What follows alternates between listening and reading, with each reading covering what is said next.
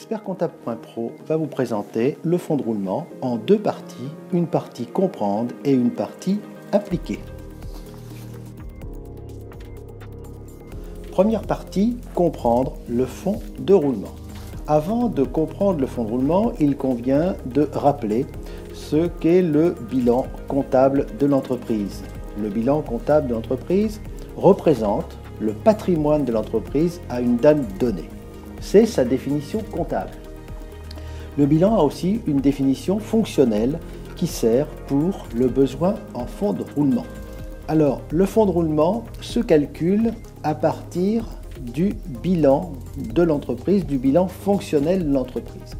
Le fonds de roulement, c'est la différence entre les ressources stables et les emplois stables. Les ressources stables sont constituées des capitaux permanents et les emplois stables de l'actif immobilisé. Les capitaux permanents sont eux-mêmes constitués des capitaux propres, des provisions à caractère de réserve et des dettes financières, soit des emprunts bancaires. En face de ces capitaux permanents, vous avez les emplois stables, soit les immobilisations dont dispose l'entreprise. On dit de façon classique que le fonds de roulement est égal à la différence entre les capitaux permanents et l'actif immobilisé, soit la formule capitaux permanents moins actifs immobilisés. Alors, le fonds de roulement correspond à l'excédent des ressources permanentes sur l'actif immobilisé. Il constitue une marge de sécurité dont dispose l'entreprise et il constitue aussi une ressource stable pour financer son cycle d'exploitation. Nous allons maintenant répondre à deux questions. Comment augmente et comment diminue le besoin en fonds de roulement?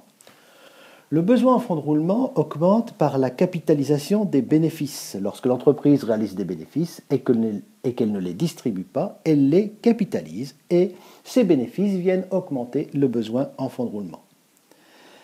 Ce fonds de roulement augmente aussi par les augmentations de capital souscrites par les actionnaires ou les associés. Et le fonds de roulement augmente également par les ressources d'emprunt, donc par l'augmentation des ressources d'emprunt. Lorsque l'entreprise a recours à un emprunt bancaire, moyen et long terme, elle conforte ses ressources permanentes. Voilà pour l'augmentation du fonds de roulement. Maintenant, comment diminue le fonds de roulement? Le fonds de roulement diminue de trois façons. Par l'augmentation de l'actif immobilisé, par les investissements réalisés par l'entreprise, qui constituent un emploi.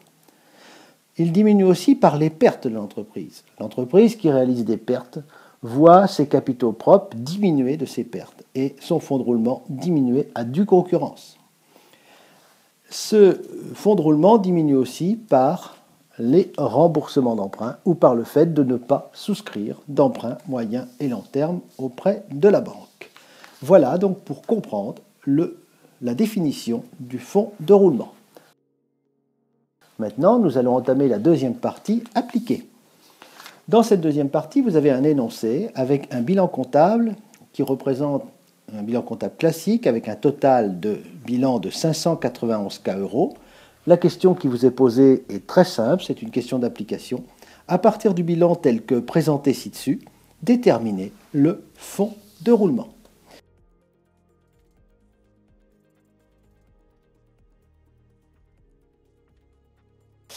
Vous avez donc le transparent suivant donc, le corrigé. Vous constatez que la définition est bien reprise. Le fonds de roulement est bien la différence entre les capitaux permanents à gauche et l'actif immobilisé, les capitaux permanents à droite et l'actif immobilisé à gauche. Les capitaux permanents sont constitués des capitaux propres, 312 000, des amortissements, 22 000, des emprunts, 45 000, soit un total de 379 000 euros.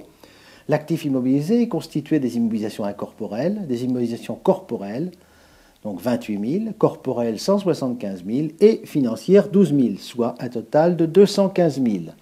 Par différence, on obtient le fonds de roulement, qui est la différence entre les capitaux permanents 379 000 et l'actif immobilisé 215 000, soit 164 000 euros. On retrouve bien notre équation de départ. Le fonds de roulement égale capitaux permanents moins actifs immobilisés. Cette série vous a été présentée par expertcomptable.pro.